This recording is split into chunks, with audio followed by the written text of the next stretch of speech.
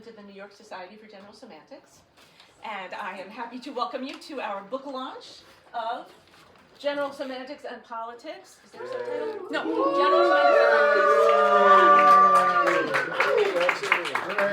I will introduce our editors in more detail in a second, but Corey Anton and Thom Gencarelli are the editors of and some of you are authors of chapters, right? We got to that. Before that, though, I do my little talk about how, first of all, I want to introduce other members of the NYSGS board. Terry Manzella is our vice president. Lance Strait is our secretary. And he's also the president of the Institute of General Semantics. Thom Gencarelli is our treasurer. And he is also the treasurer of the Institute of General Semantics. And it's a nice conflict of interest. And he is the editor of Etc., which is IGS's journal. Yay! And then Terry McLuhan is here. One of our trustees is here. Terry! Yay! Yay! And now is when I remind you that all of the NYSGS events are free, but we also encourage you to join to purchase for a nominal fee, a membership to the IGS, the Institute of General Semantics. Yay! Which, now let me see if I can get it all out before Lance adds the parts that I haven't said. Ready? Go. Gets you a subscription to Etc., the quarterly journal. It gets you into the whole set of events. There's a weekend symposium in the fall, which is the Alfred Korzybski Memorial Lecture and wonderful dinner for you and a guest. And then 3 days of talks and wonderful things. Discounts in the bookstore. No, we haven't done it. Well, you can join us. We're doing, we brought back the summer seminars. This summer's in London. Discounts on the seminars. Courses. Good stuff. And publications. We get all of it? I should say that General Semantics and Politics is published by IGS. Yay! And there, that's all I got. So what I want to do is just tell you a little more about these guys, as if you need to know more about them. You probably already know all of this, but I will read their bios. Let me stand over here. Corey Anton. Oh, I didn't say that. Well, maybe it's in the bio. That Corey is the vice president of the Institute of General Semantics. Yay! Okay, now Corey is. Thom has all the money. Yes. Thom has the money. Corey Anton, PhD, is professor of communication and media studies at Grand Valley State University. He's vice president of the Institute of General Semantics, past president of the Media Ecology Association, and a fellow of the International Communicology Institute. He is the author of AI Candy, A Museum of Imaginary Robots and Other Digital Delights, and How Non-Being Haunts Being on Possibilities, Morality, and Death Acceptance. He is co-editor of Korzybski and, the book, with Lance Strait, Taking Up McLuhan's Cause, Perspectives on Media and Formal Causality with Robert Logan and Lance Strait. And General Semantics and Politics with Thom Gencarelli. Speaking of Thom Gencarelli, over here, is professor and founding chair of the former communication department at Manhattan University in Riverdale, New York. As I've already said, he's treasurer of IGS and editor of Etc. And New York Society for General Semantics. And he, too, is a past president of the Media Ecology Association, the New York State Communication Association, and the New Jersey Communication Association twice. You know he's co-editor of this book, I've said it 6 times, co-editor with Brian Cogan of Baby Boomers and Popular Culture, an inquiry into America's most powerful generation, and author of the forthcoming Searching for the Right Notes, Essays on Media, Meaning, and Music.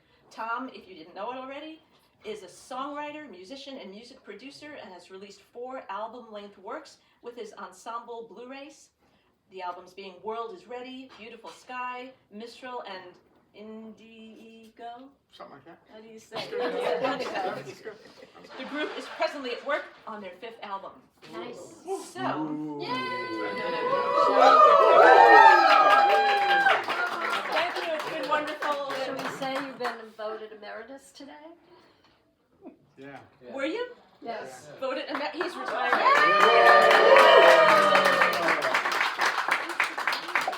Okay. So what we're gonna do, mostly I'm gonna sit down and let these guys do their thing. I will restore order if and when needed, and throw in a question if we need to. Impose discipline. And eventually we'll open it up to you guys to ask some questions, and maybe we'll hear a little bit from those of you who have authored pieces in here, maybe not. Whatever, I'm gonna sit down and let them tell you what this book is about.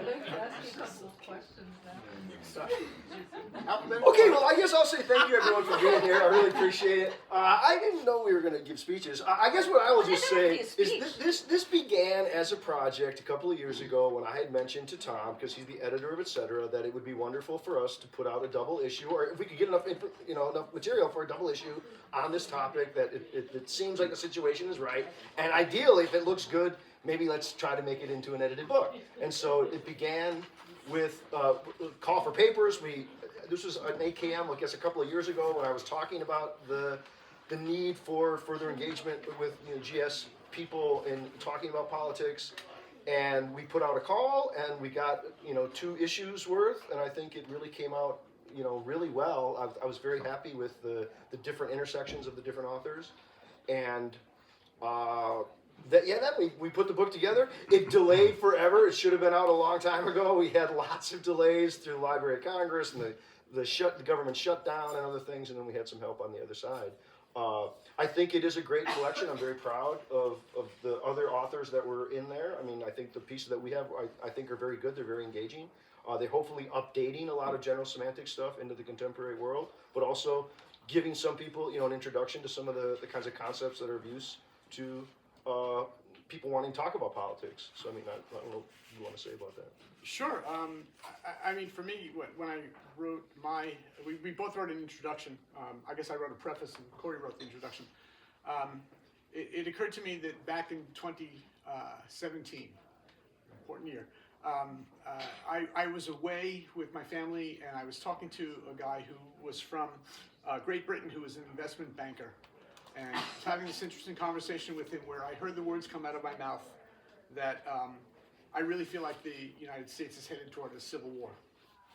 And it was that moment where, again, those words came out of my mouth that I started to think about this piece that eventually became my contribution to the book. But again, it's a wonderful collection. In the room right now with us, we don't have all of the authors collected, but Lance Straight, of course, is here. And Lance's chapter is definitely worth the price of admission. And then Susan Drucker and Gary Gumpert, and it was the last publication with Gary when Gary was still alive. And that's really, really important to me as Gary's former student and mentee. I mean, the interesting question is, when you put in the title, when you put together the idea of general semantics and politics, Korzybski's project coming out of his experience as an officer during World War I with the Polish army, and seeing, humanity's inhumanity to humanity. He said, can we, and he's an applied, scientist, he's an engineer, can we take the concepts of science and apply them to human affairs and bring some measure of sanity into our collective life on the planet? In the name of general semantics, and some people who would call themselves adherents to followers of general semantics, I don't know if we as a thought tradition always provide that kind of sanity, but that's what we mean to do, and that's what the purpose of the book was and has been.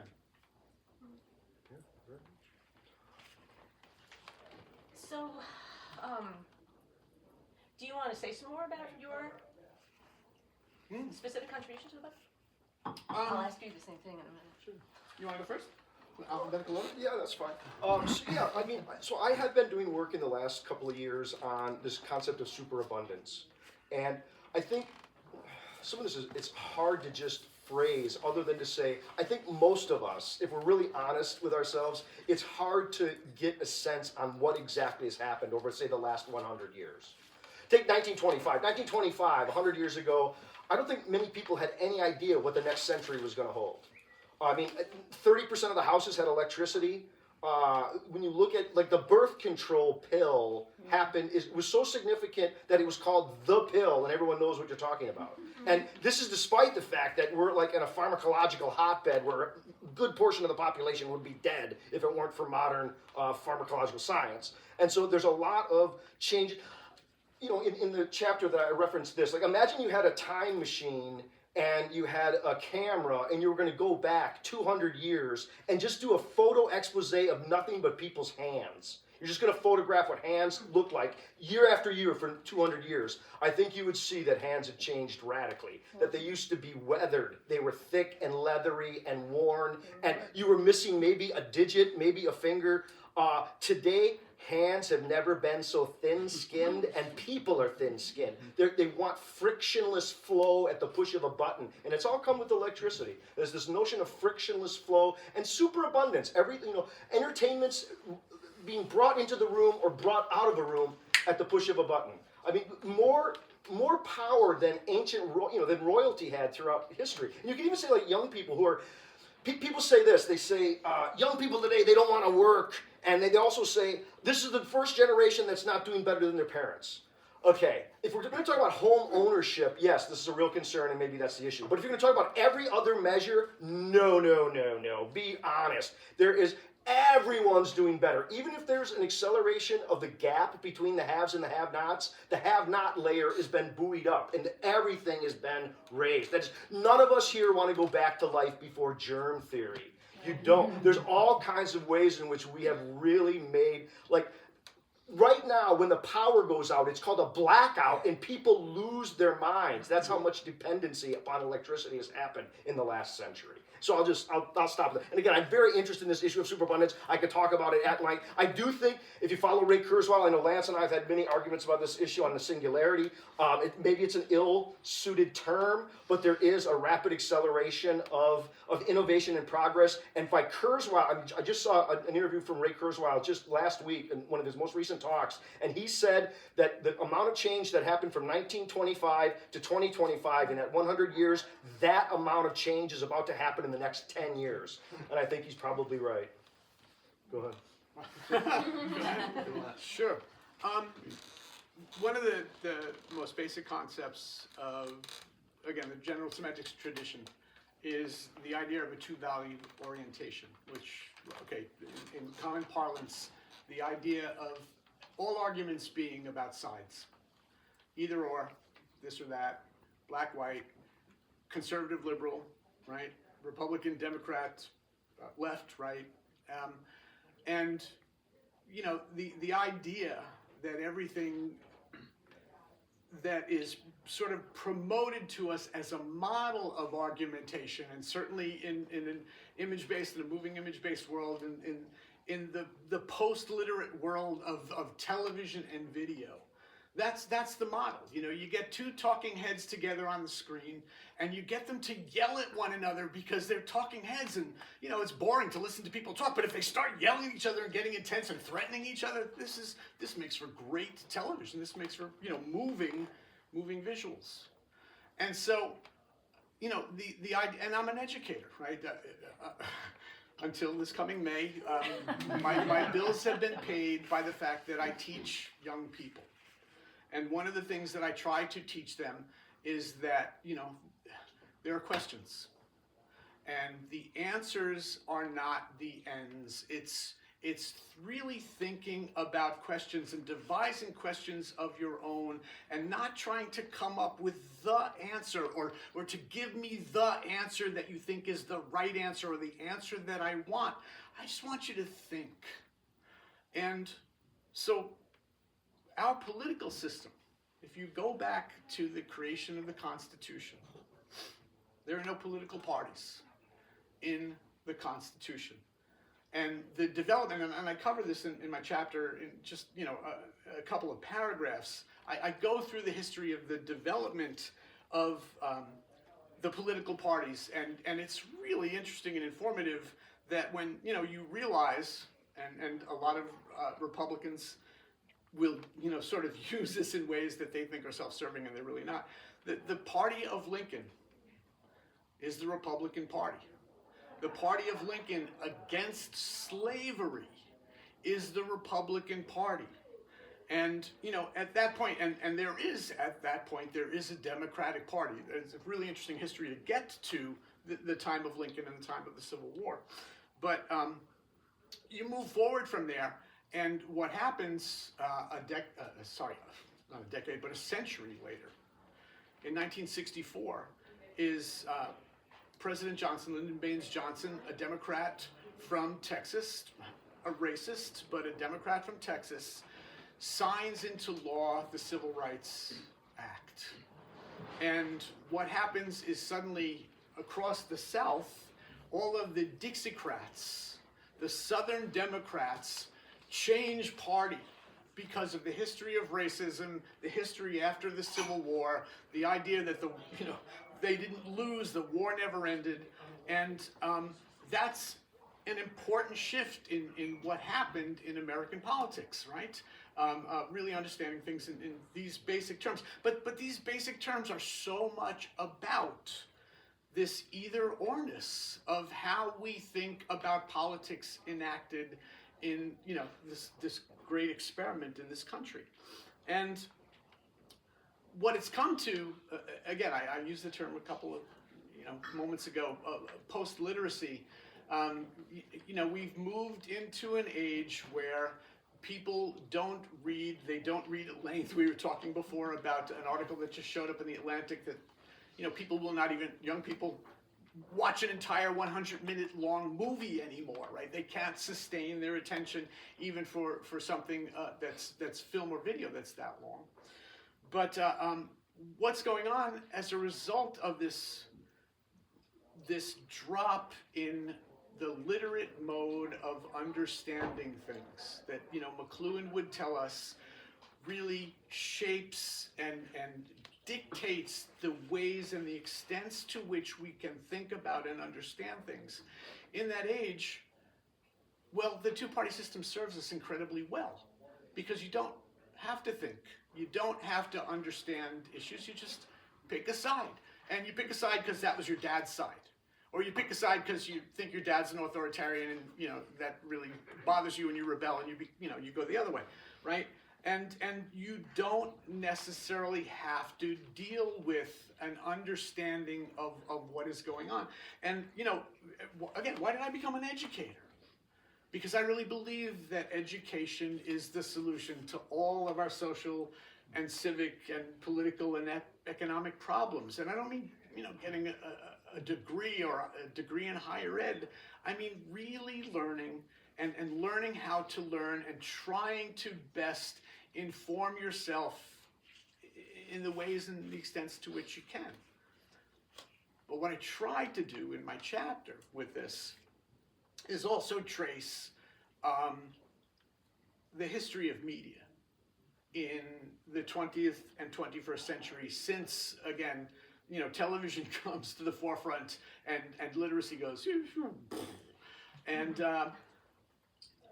I think that, I don't think I failed, but it's such a complex history to tell that I think it's an entire book, and I think that I need to spend more time really trying to really pull that argument together to understand, how did we get from television to the World Wide Web to social media to, AI and AGI and LLMs and, the newest, I tell my students about social media, and I'll finish my spiel here. Everybody on Facebook, raise your hands, right? Oh, look at it. Okay, if I was talking to a class of students, there would be none. Because once grandma got onto Facebook, that just was the black hole that sucked it right out of cool, and it's like, no. But, they have Insta, right? And I say to, my students, and okay, so what is your little niece and nephew going to have? What's your little sister going to have? Because they're going to think your Insta is not cool. And what came along just a couple of months ago? Sorry, I'm an idiot. What is LLM? Large language models, which is the most common form of what we refer to as artificial intelligence, the ChatGPT and all of the other brands and companies that are doing the same kind of thing. What happens when you go on Google and Google's Gemini, right? Instead of getting Wikipedia as your first hit, you get Gemini's explanation of what it is you're looking for, right? And that just shows you, I have a PhD from NYU, and I didn't know what that meant. Well, thank you for clarifying it for the rest of people who weren't sure either. Okay. But anyway, it's about 6 months ago that OpenAI, which created ChatGPT, which is now up to iteration 5, I think, ChatGPT 5, which has not ever made a profit, which still has money being thrown at it by angel investors and private equity, and has released a new social media platform called Sora. There's a great article, covered article in the New York Times, not long after it came out, where one of the columnists gave someone the permission to use his visage and his voice in the kind of videos that you can now create using this platform, where it can put you in any context, in any setting. It can get you with your voice to say anything that they put into your mouth. And the idea of what we're calling a deep fake, right? Forget it, game over, right? It's not a deep fake anymore. When a picture cannot tell the truth, when moving pictures cannot tell you the truth, and you can have me sitting up here, and I'm not going to say something like, you could make me say that would never come out of my mouth, but we can do this now on video. And I asked my students, I said, how many people have already uploaded this app? And they, like 6 or 7 of them in a class of 30 raised their hands right away. So they're playing with it, they think it's cool, they think it's fun, and, game over in terms of our political economic culture. Well, this is an uplifting night for everyone. I saw you jotting some notes. Did you want to jump in there? Well, yeah, I would just say a couple things here, and I do think that Thom's mention of LLMs and of AI, and I think for me this really is part of this argument about superabundance, because it performs work at the push of a button. It makes movies, makes music, can generate text, can write a story, can do all of these different things, and so there is a kind of a changing, economic relations and, fear of joblessness. And there are a lot of legitimate fears about what's going to happen with all this. But I want to go back to Thom's, sort of conceptual discussion about the importance of critiquing or putting limits on either or thinking, and how that's like a general theme in general semantics, right? And I would encourage it to maybe, as a question, again, with your insight that it's really not about the answers, it's about the right kinds of questions. If I say to you, which is more abstract, the word pen or the word thing? I think we're all going to say the word thing is more abstract, right? That pen is pretty concrete, thing is a very abstract category. And so we have a sense of some things are more abstract, some things are less abstract. Which is more abstract, the collective or the individual? That is the individual fundamentally real and society just an abstraction out of that individual, or the collective fundamentally real and communication technologies and other forms have made an abstraction called the individual? I'm not trying to convince you either way. I think Korzybski's time binding problematizes that distinction. And so you can't really say either one is primary. There's not a collective before the individual, nor is there an individual independent of a collective. There's never been an individual outside of a collective, and collectives, if we say that they're really just abstractions out of individuals, I think we're underestimating the history of communication technologies that have created this sense of an individual outside of a collective.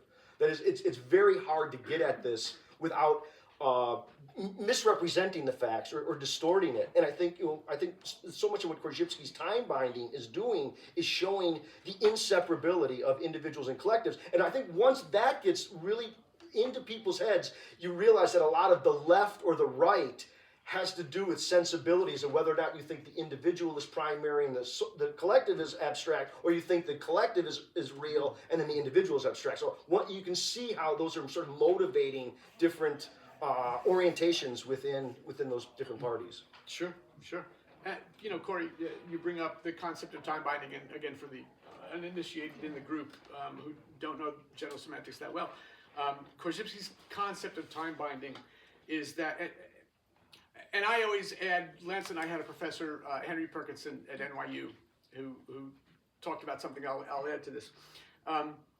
Time binding is the fact that over the history of our human civilization, and certainly when we developed the tool of language and started to think, we have tried to improve our lot, we have tried to make our species more successful and better, and do things and build things and create this world, but also try to, with respect to the idea of living collectively, try to do a better job of that. And of course, the fact of all of our differences and all of our uniqueness as individuals makes that a pretty tricky project, especially when there are over 8 billion people on the planet, and again, abundance and people who live on less than $1 a day. So what we are trying to do, I guess, with this book project is the idea of try to figure out where we stand in 2025 when the book came out, 2026 while we're sitting here. What have we come to? We're in New York City, in the United States, and the political economic system in the United States was an experiment in democracy, building on Athenian democracy or from Athenian democracy, but making it for all, right? All, they use the term men, I'll use the term, all humans are created equal. And we're going to create this representative government that is going to be for everyone in the collective. Does not matter who you are, does not, and again, you've been given this gift to, in a participatory democracy, to be represented, to make your voice heard and speak your voice to power. And all of this is going on. And look where we are, right? Because time binding, everything should be better, right? We should have figured this all out by now. We should have come to a consensus that we are all in this together, and and help. Can we succeed from here? Where do we go from here? And again, that's another concept in general semantics. We talk about we go, right? What is going on? And again, to me, like why we're sitting here tonight is, okay, yes, we'd love you to, buy a book and read it. We'd love you to we'd love you to get stuff out of it that we don't have a chance to talk about tonight. But to me, we're sitting here talking tonight about what is going on in this country and in this world. Yeah, I mean, I think there's so much. I don't know how many people here are familiar. I don't mention this in the book, and this is a project that I'm working on right now. I'm on sabbatical. But Robert Sapolsky, anybody know who that is? The Stanford, neuroscientist, primatologist. He's got a book out called Determined, and really interesting. He talks about toward the end of the book where during the Nuremberg trials, Solomon Asch did the studies on the conformity to obedience, and they had the different lines, and they had the Confederates there, and they were trying to identify the length of the lines, and you got people basically going. Representing or misjudging the line. And again, during the Nuremberg trials, there was a sense of why were these people just conforming to what other people? And that was one of the explanations for the Holocaust, whatnot. Well, Sapolsky talks about more contemporary work where they went back to the Solomon Asch and they replicated it now with neuroscientists doing the little implants in the brain. What they found is that the people who succumb to the conformity, there's two different kinds of them. They're in their brain. One of them kind of goes, what's the ruse? I really see that line is different. I can't believe this, but I just don't want to cause trouble here. And they kind of say it. Other people, it's like they drank the Kool-Aid. Their brain actually registers that that line is not the shortest one. So there's something that's happening in people's neurophysiology. And I think once you take that finding and you go, well, this helps explain the January 6th, it explains all kinds of things that you see. Some people's, like in their neurophysiology, their brain, they're seeing the exact same event, but they're not registering it the way other people are. They're in a kind of alignment with some group that says this is what it is. And like they're not going, I can't believe I'm just going to believe this to fit in. They're going, this is what's the case. So I mean, I think there are really deep problems in some of the difficulties that we're having with the impending possibility of a civil war, as it were. I think people really think that the other side isn't just wrong, they're evil. I have to ask the 3-year-old's question on that. Yeah. Why? Mm-hmm. Why?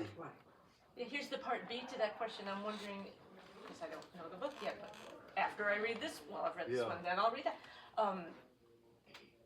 Is it that this has always been true? It's just now that neuroscientists have figured out why, or that something has changed about us? No, that's the claim. Yeah, the claim is that we're so acculturated and acculturation gets so deep in that at a certain point you lose. I mean, like if I say to you, our dog's food, I think many people they'll say they're not. They don't go, well, my culture teaches me that. At a certain point, you just viscerally have a belief about the world, and you take that to be a statement of fact about the world. You don't go, oh, I just learned that. It's dietary practices, sexual practices, there's a whole bunch of things that many people, they have a very reified meaning toward. That is, they take their culture's value and they go, that's what the thing is.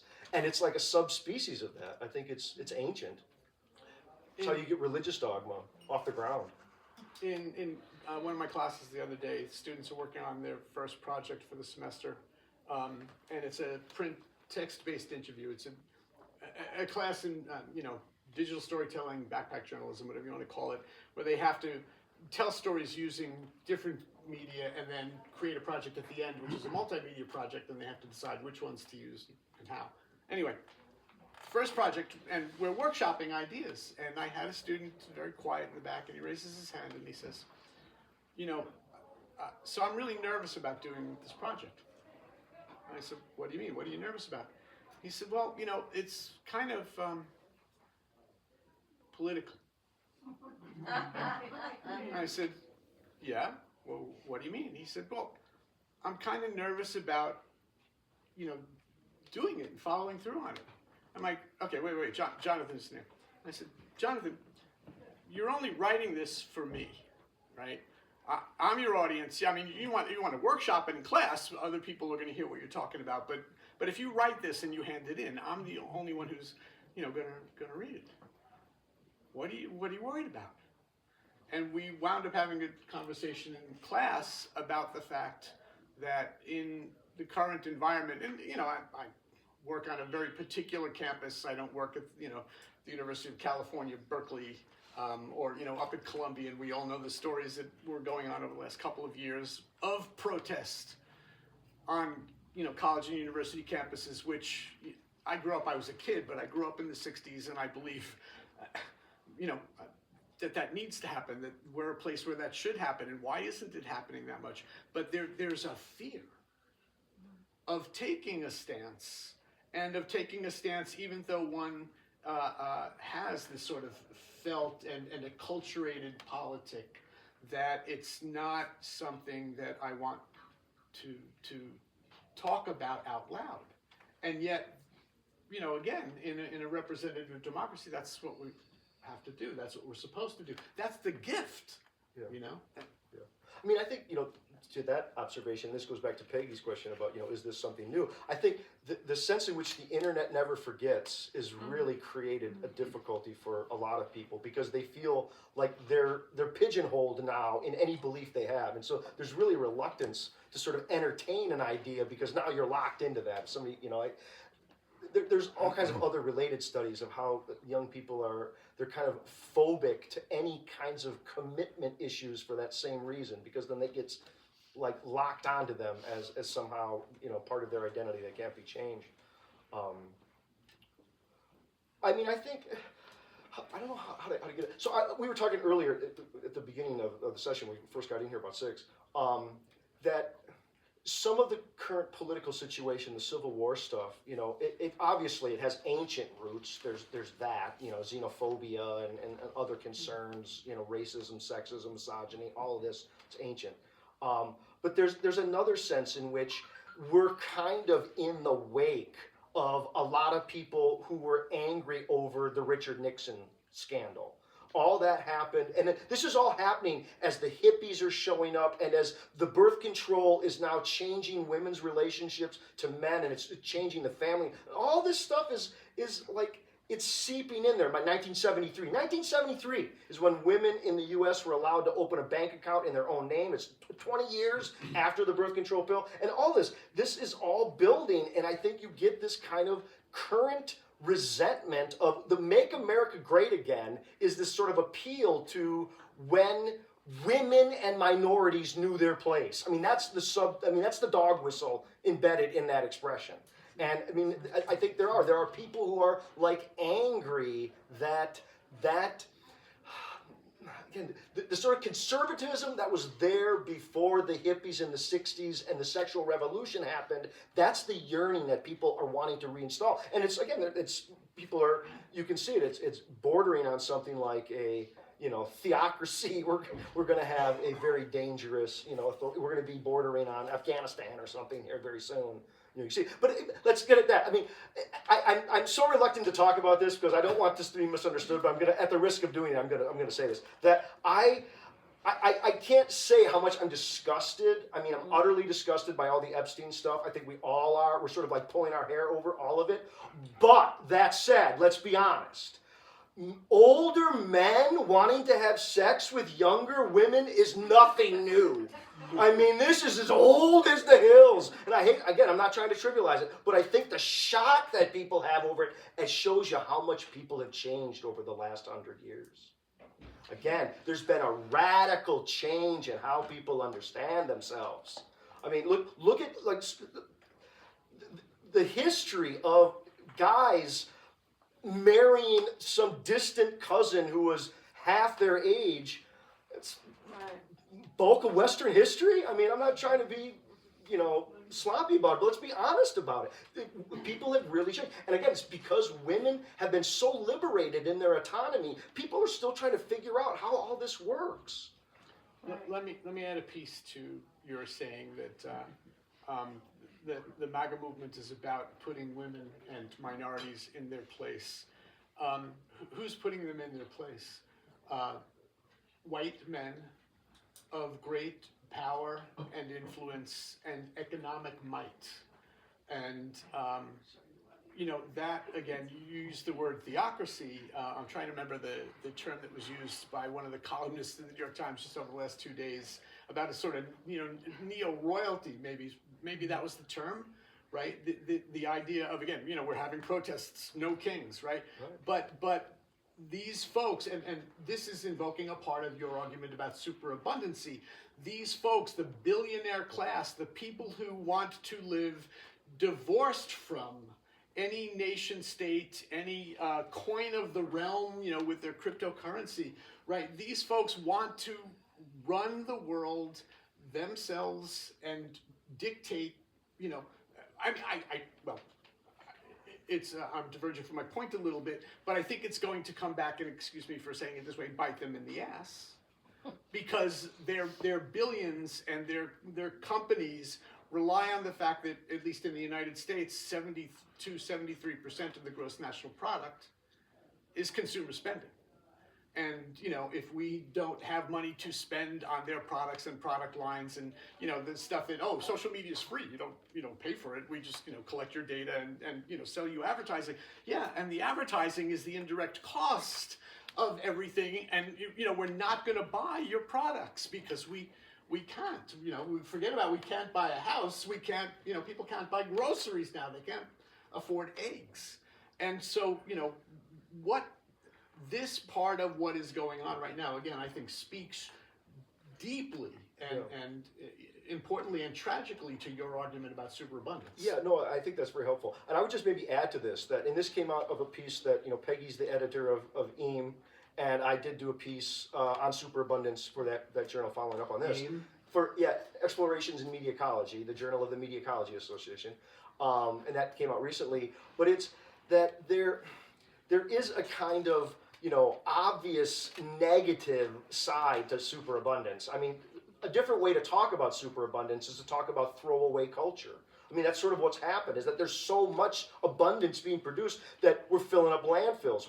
It's not just the overabundance of rinky crap that people are buying and throwing away. There is that, and sort of planned obsolescence. This is all part of superabundance. But it's also that relationships have become dispensable. Humans are seen as dispensable. This whole sense of abundant labor at the push of a button means you don't really need people. You don't need others. You don't need, you don't really need things because there's more things coming off the conveyor belt. It's probably going to be a better thing. It's going to be cheaper. And so there's all these different ways in which, superabundance is it's a double, it's cutting against as much as it's brought great comforts and eases and conveniences and entertainments that people want, but it's also created a lot of trash. It's created a lot of throwaway attitudes, a lot of non-committal attitudes. Mm-hmm.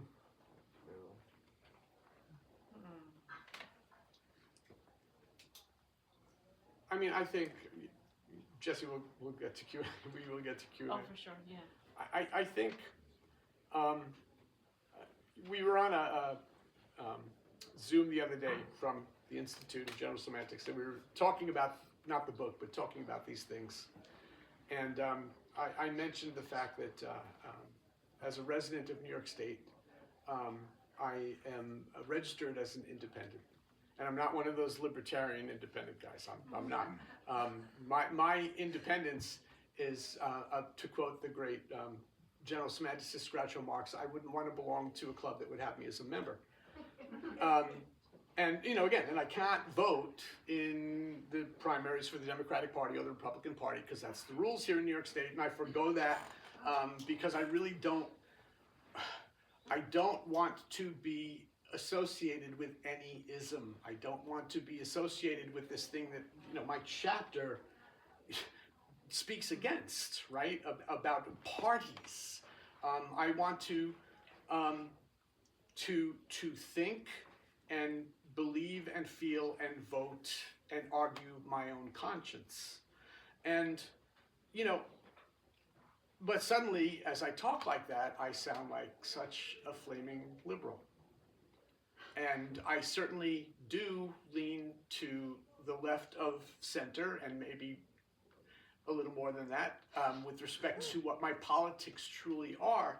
But, in the frame of what is going on now, and I'll borrow from a colleague of ours in his book titled Doug Rushkoff, I belong to Team Human, and I care about what is happening to everybody as I look at, the news every morning and how, again, it's anxiety producing. Heather Cox Richardson, when she puts out her Substack every night now, 5-6 days a week, she says, maybe you shouldn't read this one before you go to bed. If you want to sleep and not have nightmares, and and we live in a news environment where every day it's like, oh my God, how can we, and you're hoping that eventually it's going to subside and everything's going to go back to this sort of faux normal that we always have, this sort of civil normal, this sort of diplomatic normal, and of course it doesn't. But I can't imagine that the craziness that is going on right now is really empathic and sympathetic to humanity, and again to the fact that there are 8 billion people on this planet just trying to get by and have a life for themselves and their family and their loved ones.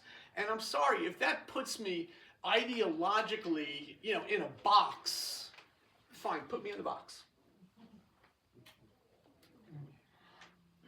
May I, at this moment, not so much open it entirely to all of everyone here, but if you want, if you have contributed a chapter to this, I don't want to put you on the spot, but do you want to say anything about your contribution, Sue?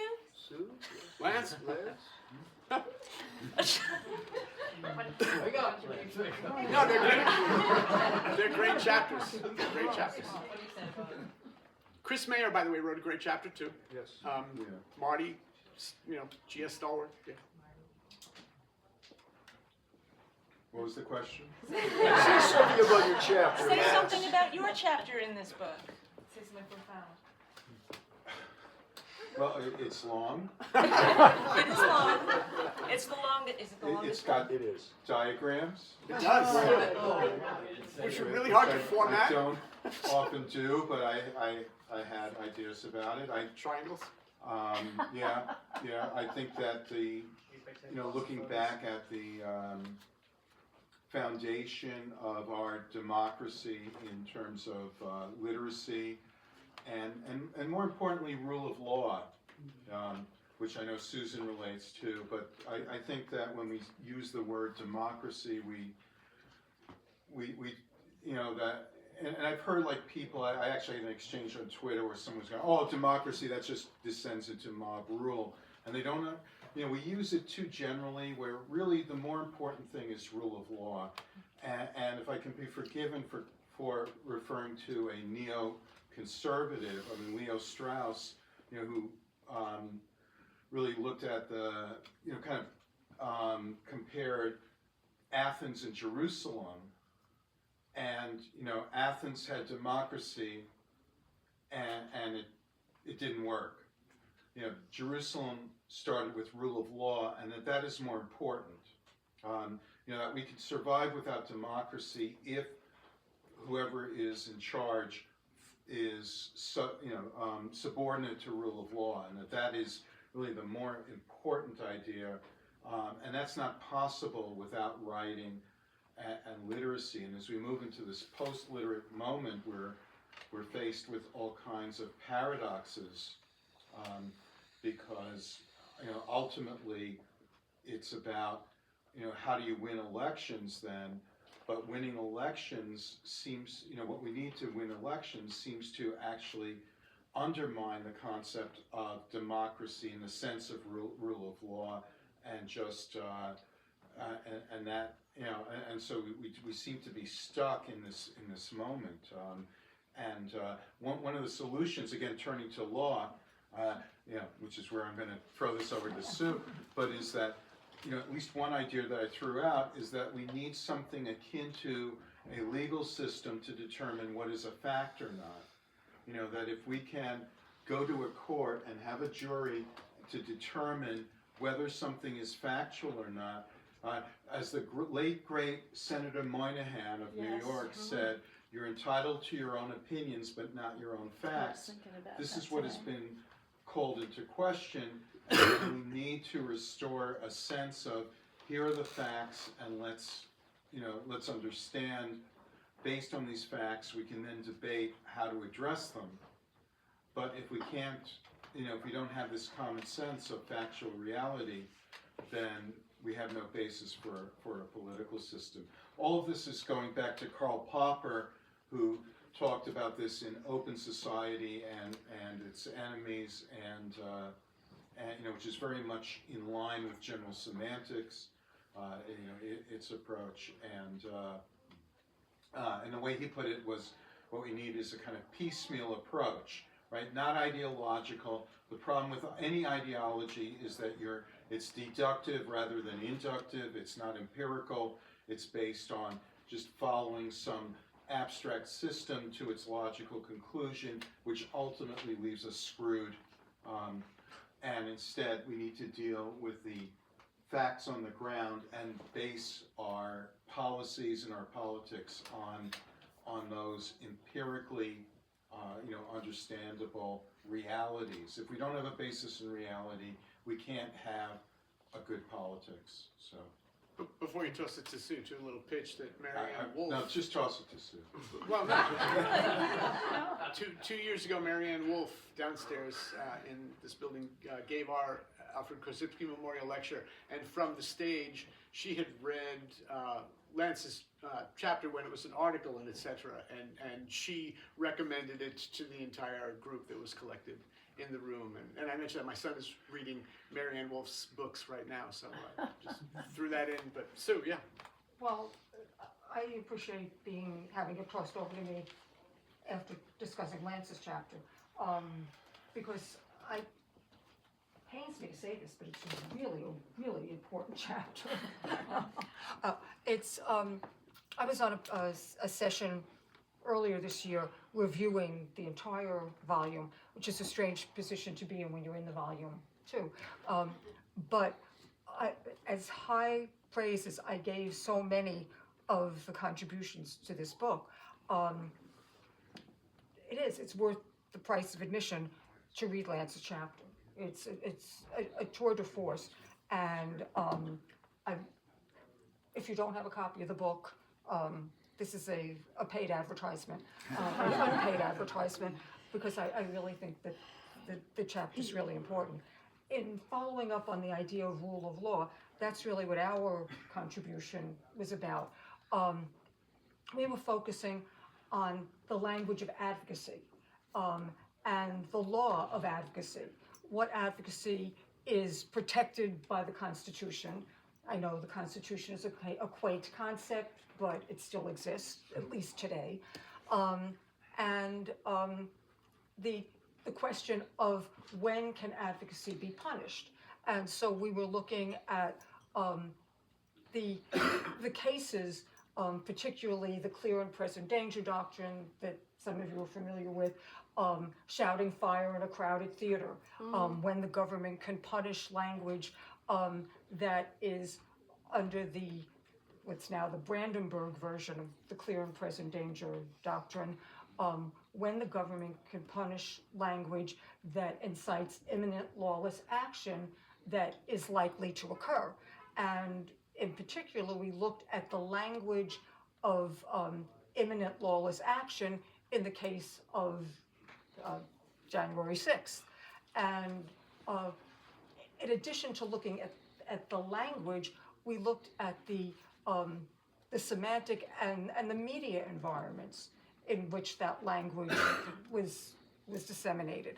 And we were arguing for kind of a reevaluation in this media environment of what imminent lawless action, what that language is interpreted as being. With all that said, I wish I could say that the chapter should stand as an important or interesting, Gary and I kind of poured our hearts into it, and I would like to say that it would stand as an important kind of historical artifact, that that was how we should look at January 6th. I wish I could say that it was historical. Unfortunately, I don't believe it will be historical. I think that it's a blueprint. And again, a bummer, it's like it's not the most optimistic of ways to go with this, but with the subversion of the upcoming midterm elections, if the election doesn't turn out the way that one party thinks it should turn out, I think that the groundwork is being laid for January 6th redo.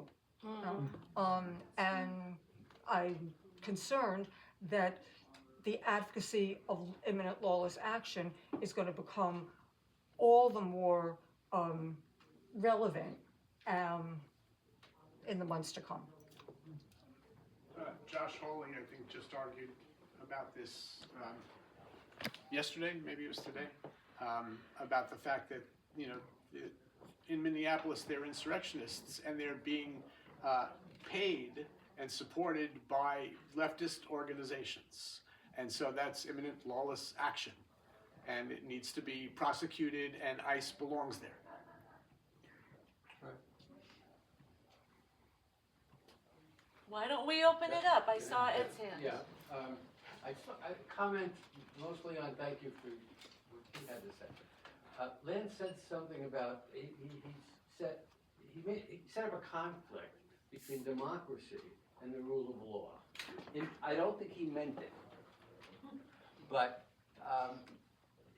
if I understand the structure of the Constitution and the structure of American government, it is democracy that provides the final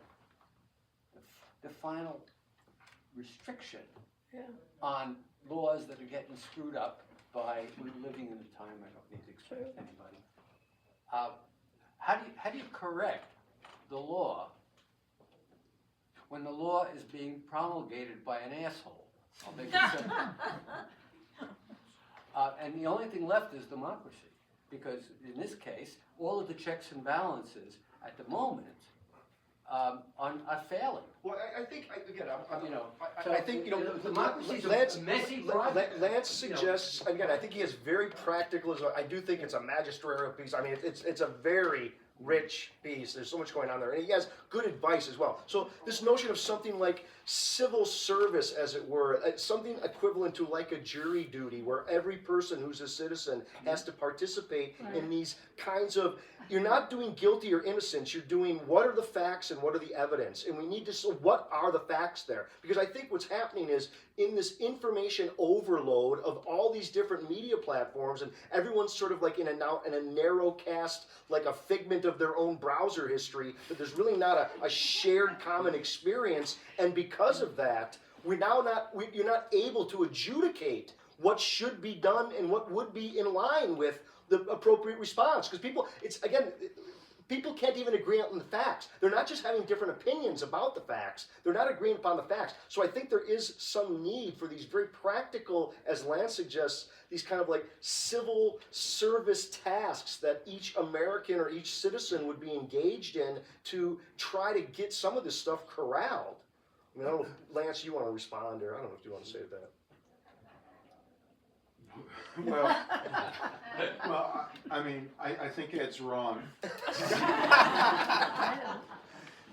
And this actually is rooted in our religious tradition of human rights, and that there are some things that transcend democracy, in the sense, we hold these truths to be self-evident, and that there are natural rights, and that when you take that position, that there are certain things that, if you, and at least in terms of, if you like the Abrahamic tradition, there are certain things that override even democracy, so that a vote, of the majority cannot repeal these things, and that is really what the Bill of Rights is in fact all about.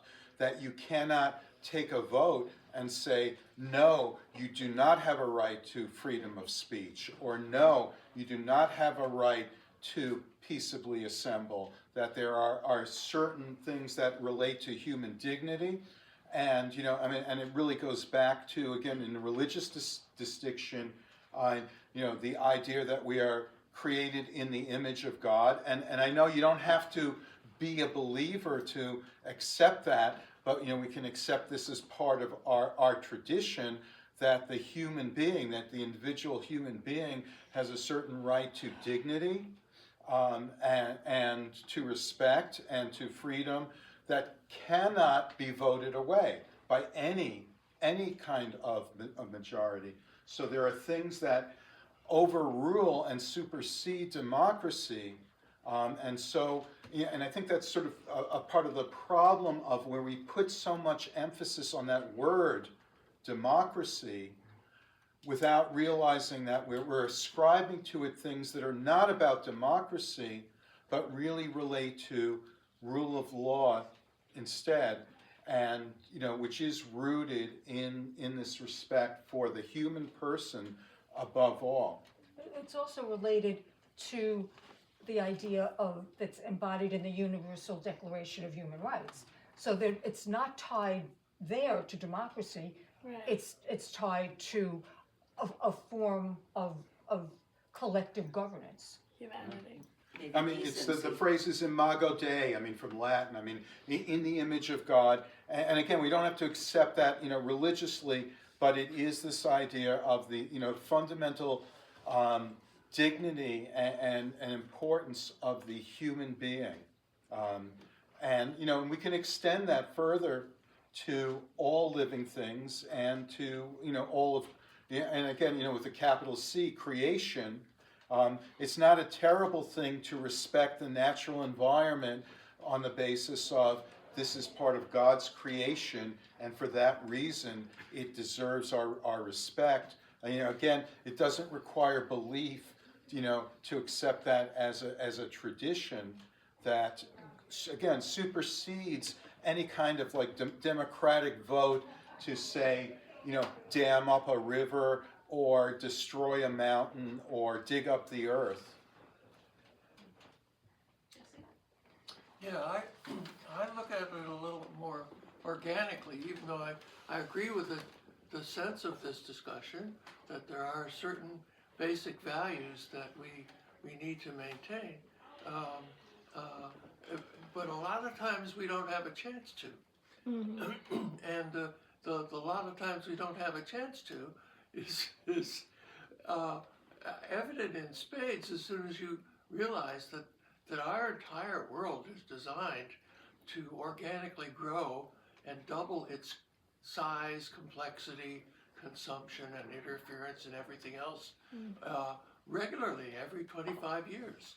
And we're supposed to double everything we do in order to maintain a stable process of destabilizing everything. I was being nice to you, but shut up. But that's a physiological process, and you come to understand what it means when you look at how things begin.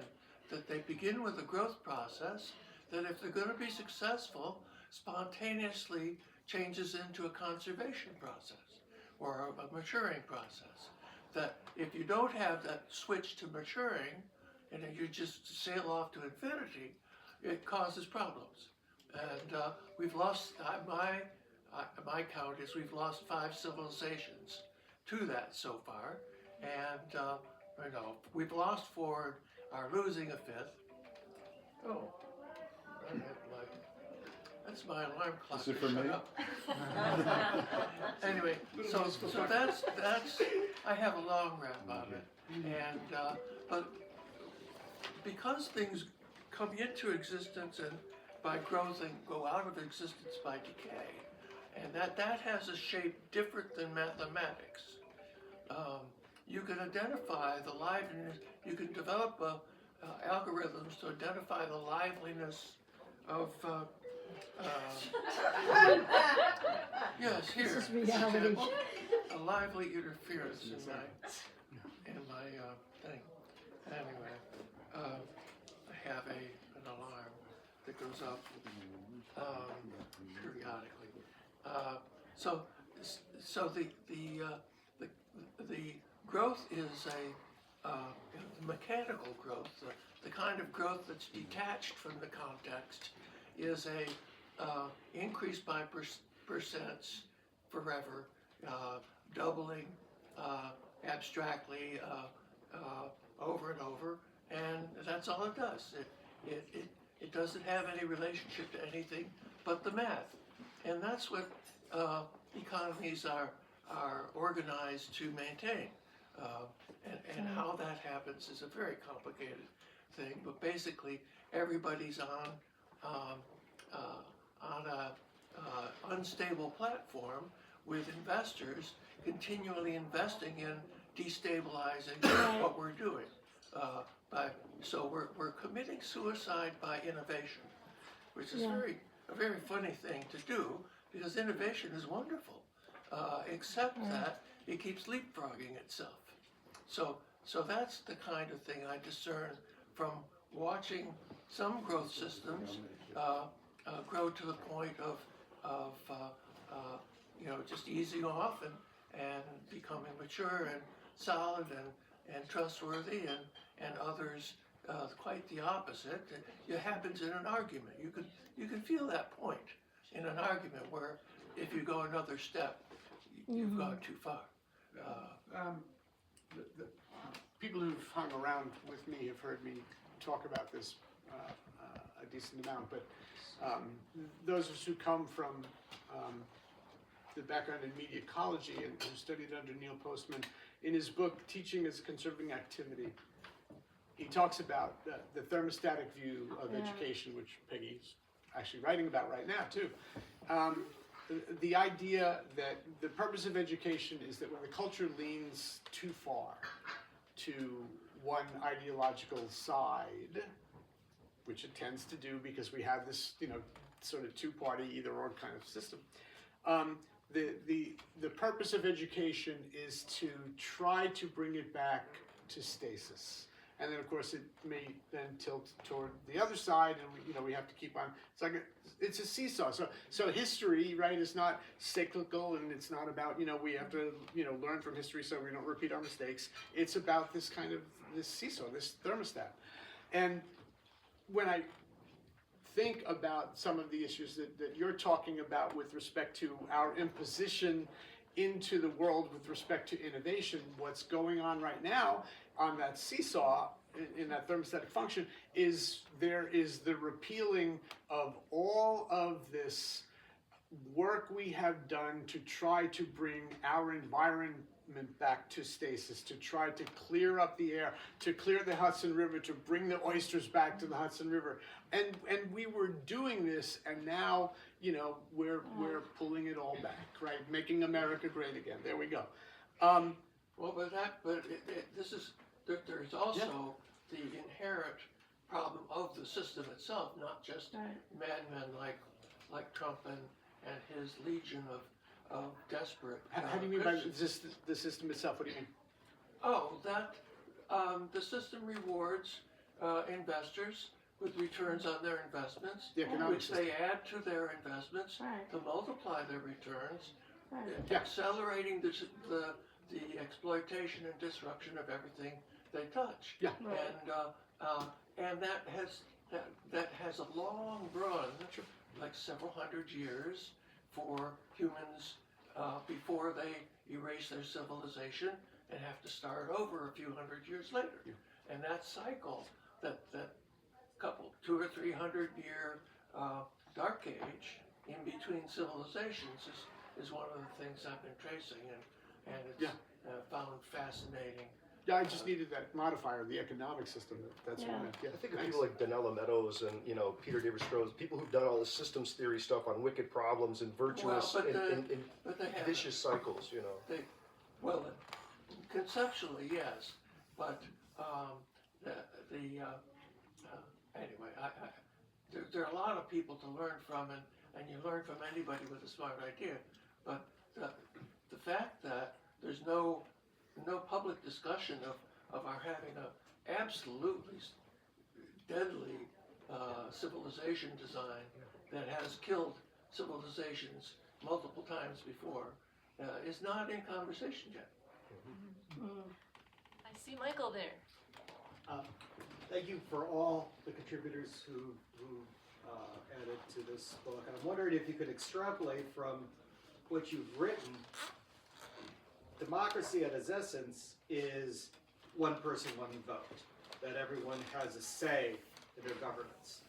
So as you mentioned earlier, with large language models and machine learning, and as more people offload not only their thought process, but their decision-making to machines, what does that mean for the future of democracy? It makes it worse. I mean, to step back from your question to the before times of this, again, if people's vote was an informed vote, if they really understood things in the first place, then this second order world that you're talking about would be a sea change, but I don't think it's very far removed from what we have already had. That's my answer.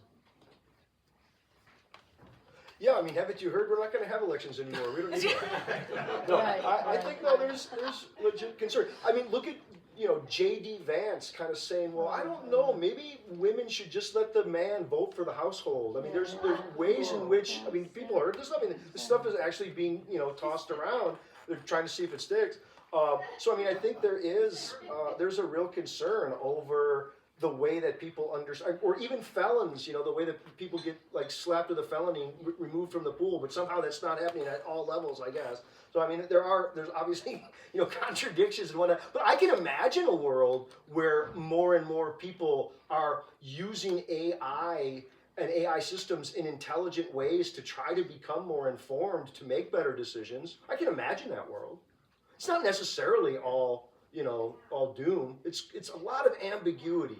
Ambiguity, I think, is the theme of all the AI. Going to be a lot of gains and a lot of losses, and it ain't going to be easy to round it off. You're going to go, well, I lost my job, but they cured my dad's Alzheimer's. I don't know what to think about it.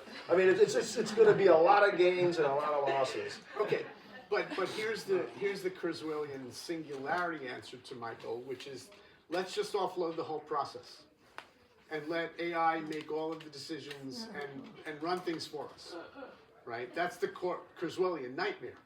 And, again, in his previous edition of the book, what did he say, 2045? And then the new edition that actually came out, I think, last calendar year, he said, no. Like, maybe we have a decade. And the machines, we will cross with the machines. They will become us and we will become them.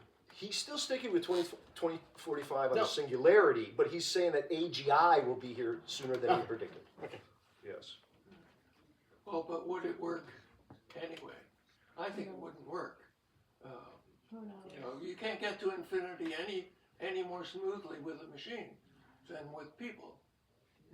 Well, also, again, the argument that I make is that the energy requirements of what all of these companies are talking about doing, when Microsoft is putting 3 Mile Island back online, because it's clean energy, except for the waste part, but they talk about the fact that it doesn't pollute the air, doesn't pollute the, right? So they're putting a nuclear power plant back online as a first step for their data centers for their AI product line.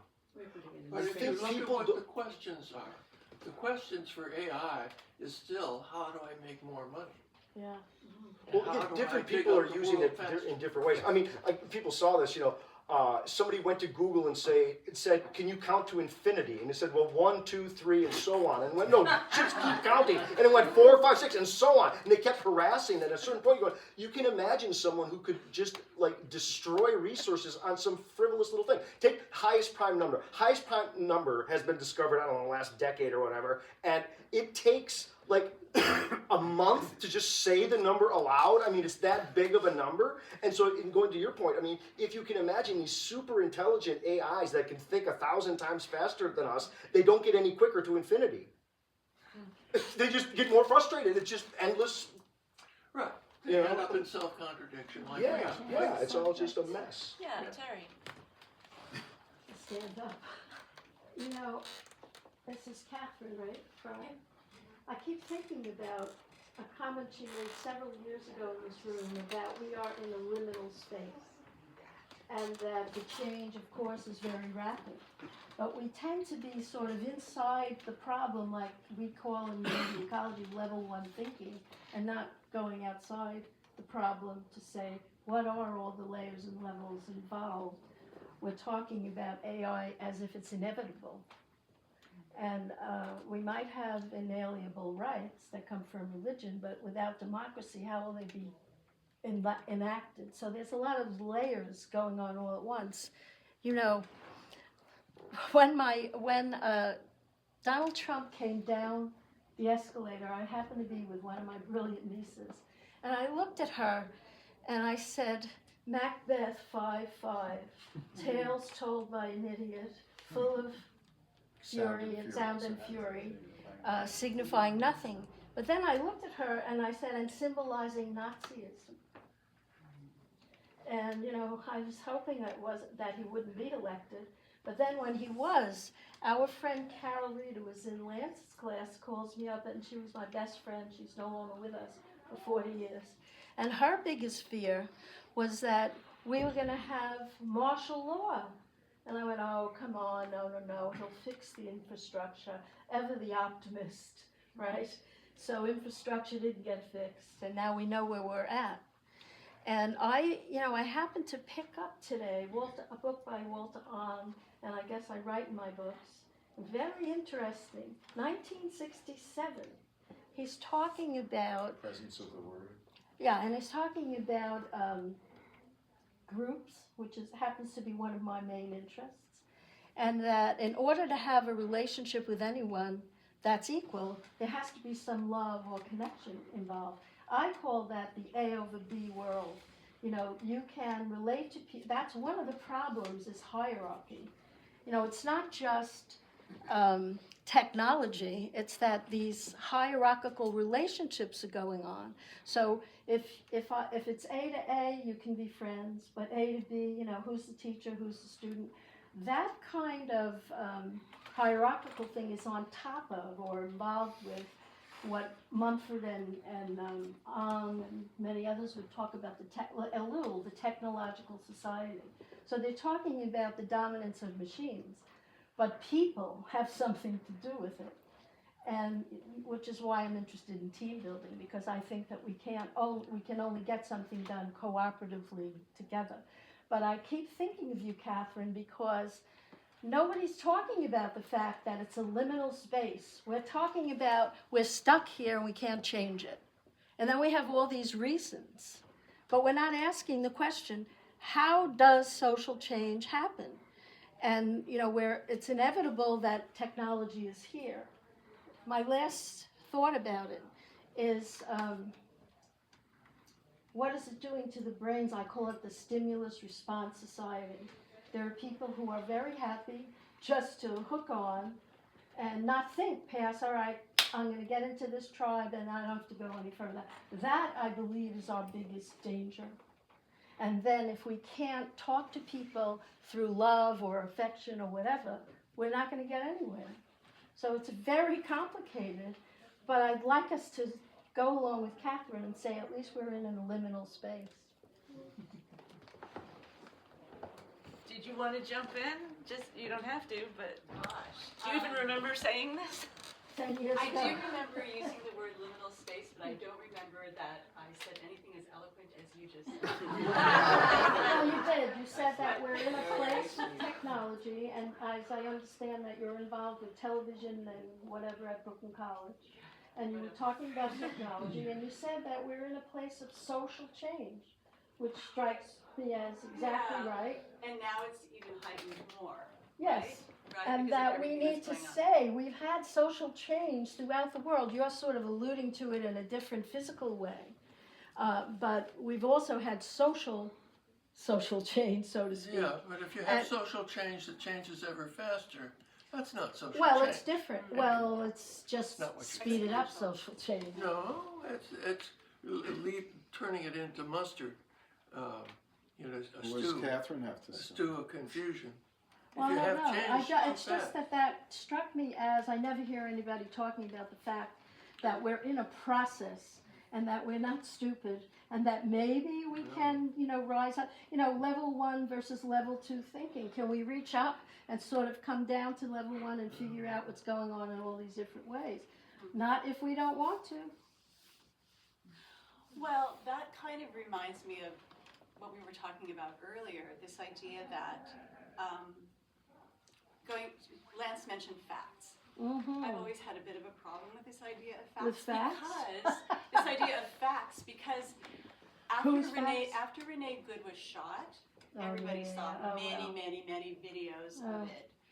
And it struck me, because I was paying attention to the social media conversation around it, it struck me that it was clear to me that not everybody was seeing the same thing. Right. Believing is So seeing. I have nothing intelligent to say about that, except I really want to understand why. Why is it? Is it because of the what neuroscientists are saying? That there's a hardwired system in place where sometimes people are just stuck right there and they're going to see what they're going to see. But that falls in the face of this idea that there are facts and that somehow epistemologically we can sort them out and say, well, this is a fact and we all agree on that. I I don't think that we're ever going to agree on that. Catherine, Do we have to? Well, we're always gonna be It would be missing, great if you could. we're always gonna be missing some of the context. Right. Is the problem. We can't do reductionist thinking if we're missing 3/4 of the world. I also think we're creative beings. We're not just logical, linear thinkers. We also think But we still creatively. don't know what we're doing. Well, but we can learn. And I think this idea that I actually believe this, that when they figure out what's going on in our brains, then we're going to know how creativity and problem solving actually has something to contribute. And I don't think we're stupid. But, you know, some of us might be more stupid than others, you know, from what you said. Can I respond to Catherine? I'm sorry, I Yeah. see the hand up, but Catherine, is it I'm possible that everyone does see what is going on in those videos in the same way, but is for their various reasons going to talk about it and explain it and try to justify it in different ways, even though they see the Yeah, same of course. Maybe Yeah. that's exactly what's going Yeah. on, but it's really, really hard to say, right? Because it would be really hard to get to the heart, to have that discussion with them, to really get to the heart of it, because so many barriers are put in place, and they're ideological barriers. And the cognitive dissonance of it, you're not going to get them to admit. Right. Yes, Right. that's the piece. But I think, you know, there are things like Ground News. People use Ground News. You know, Ground News is a website that you can go to that shows you how different stories have been picked up by different news outlets, and whether it's how it's framed on the right, how it's framed on the left, which side is picking it up, which side isn't, and all that I think can be very helpful in some of this. I think, you know, one of the distinctions, and this I think Pinker has a new a book out, and he's talking about shared known information as opposed to just shared information. And I think the distinction is important. So we think about, you know, that information's being shared at an unprecedented stage, but he's kind of saying it's being shared but not known that it's shared. So take, for example, you know, a student goes on spring break and they go somewhere and then they post it on Facebook. And then one of their friends, they see the pictures from their spring break trip, and then so they've shared that information, but now they see each other in person. And the one person wants to say, hey, I went to spring break, I went to Florida, but they feel funny saying it because they already posted it on Facebook. The other person saw that information because they looked at it. They feel like they're a stalker by bringing it up and saying, I saw that you went on vacation. So both of them, they're looking at each other, they've shared the information, but neither of them knows that the other person knows that it's been shared. That's part of the problem. That's pretty funny, but true. It's part of the problem. Yeah, was there someone's hand that I didn't see back there somewhere? Yeah. Stephanie. Yeah. Oh, hi, Steph. Lots of thoughts I have, and I'm like struggling where to jump in, but I'll start with Sapolsky. I've read some of his books. Yeah, I have to. Fabulous writer. Amazing. Like, really fantastic writer. Yes. People are basically terrified about neurology. I personally have read a lot of neurology. He's one of my favorite writers because he makes it so accessible and so much fun. He's enthusiastic. He's He loves it. hilarious. Yes. Hilarious. Yes. So, in talking about Sapolsky, so I agree with what you're saying. I see your point of view. However, there's been a lot of research in the past 15 years or so more on the brain as growing. So even though we think that we have arrived at an idea, or arrived at an idea because everyone else around us thinks that that's the idea we should arrive at, we're still growing on a physiological level and changing, and that's normal. I mean, we for a long time we adopted this idea, oh, okay, you know, brain injury, game over. Not true. Right, yeah. So not true. See, I think Sapolsky would say this is one of the major beefs that Sapolsky got into, largely with Daniel Dennett, because Daniel Dennett says life is a marathon; it's not a 100-yard dash, and that the differences of childhood and of our intellectual and emotional and sort of environmental experiences, they all wash out. And Sapolsky brings up ACE scores. How many people know what an ACE score is? Adverse childhood experience score. So on 1 to 10, and it's dysfunction, neglect, and abuse, and you can get basically an what's it called? Ridiculously lucky low score, like a 1 or a 2, or you can have like a score of 8 or 9. For every point you have on an ACE score, it increases like 35% the likelihood that you're going to engage in antisocial behavior. And so when you look at a lot of people who have been incarcerated, people who have engaged in very questionable stuff, a good number of these people have had very rough childhoods. And so it's not as if they were infinitely malleable. I think Sapolsky would push back really hard on that. And he would go, when some damage has been done at a young age, like his team at Stanford, they can tell you the socioeconomic status of a fetus. No, I mean, I totally agree with you. Okay. There has to be the drive to change. It just doesn't happen. Right. I mean, the neuroplasticity stuff is huge. I mean, I think if anybody's read The Shallows, I mean, I think there's a lot of stuff on the brain's capacity to correct and to rehabilitate. I think there's also a huge body of evidence that people have been more profoundly impacted by experiences in their childhood than they really want to talk about, because it makes people really feel uncomfortable because they know how lucky they've been and how utterly unlucky other people have been. It's painful thought to think about how much, and my guess is everyone in this room is probably pretty lucky. That's why we're here. A lot of the people who would not be here, they're for other reasons. They're not interested in any of this kind of stuff. This is to Catherine's point that Renee Good is dead. Fact. I don't think anyone disputes that. She was shot. Fact. No one disputes it. She was shot 3 times. Shot. That's fact. She was shot by this particular ICE agent. Fact. These are all facts. Now, and part of the problem, part of the objection is then when Trump and other members of the government, what's her name, Kristi Noem, and and all these people, Miller. Yeah, Miller. They come out and they say, well, it was self-defense, or they it's when they interpret that, and that we understand, and this goes back to rule of law, that you have to have an investigation.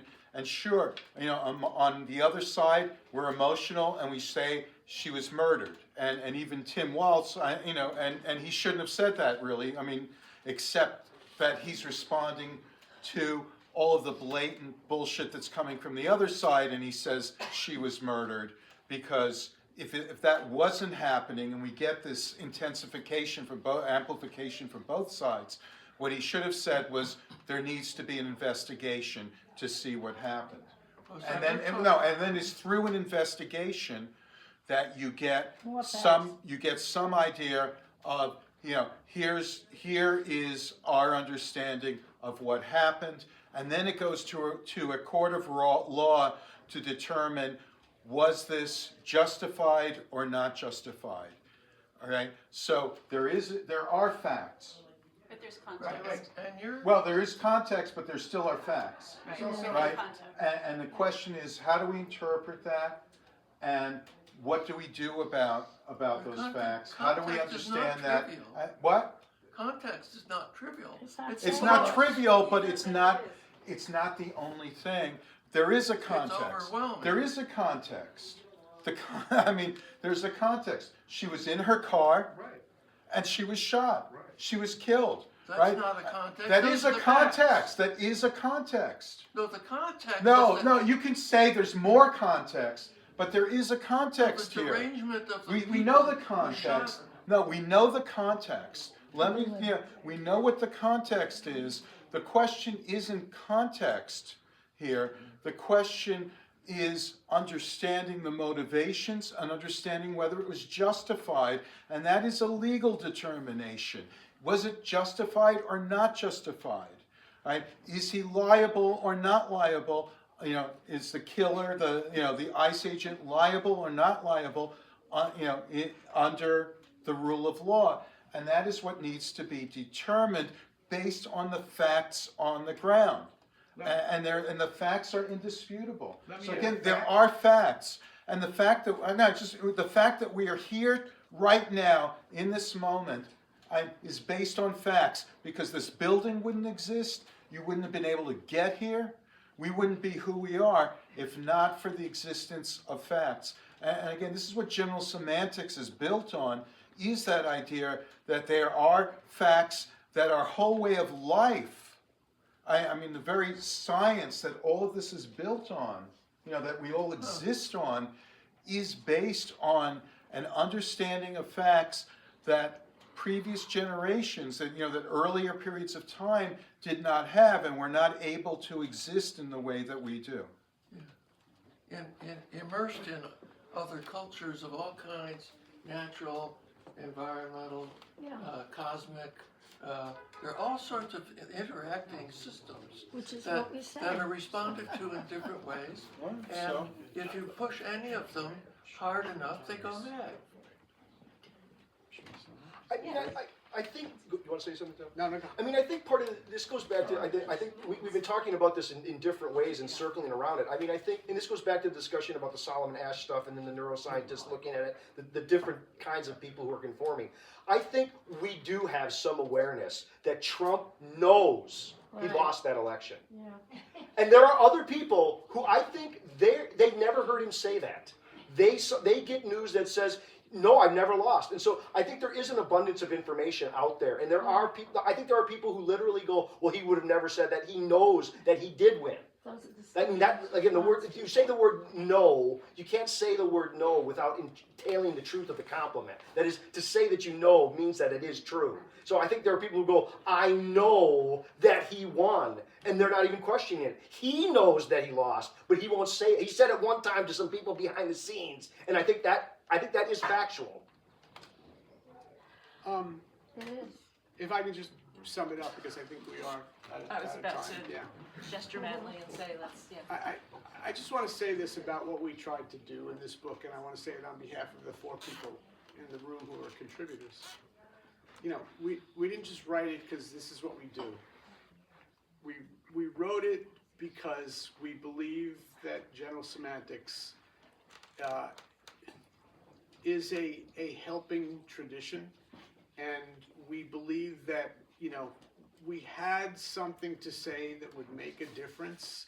And of course, we're in a room of 40 people here, and thanks so much, all 40 of you, because I know you're going to go out and change the world tonight.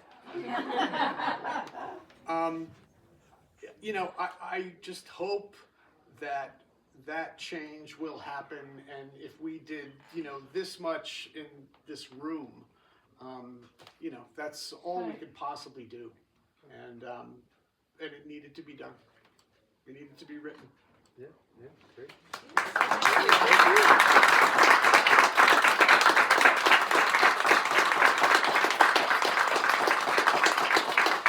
there's a whole pile of books up here just waiting to get bought, so. How much? How much are they? $10, right? We said I don't 10. know. I think we said $10. We did. Half We price. said $10. It's, So as thank you. opposed to $20 on Amazon. We're going for half price tonight only. And you get them signed. One night only.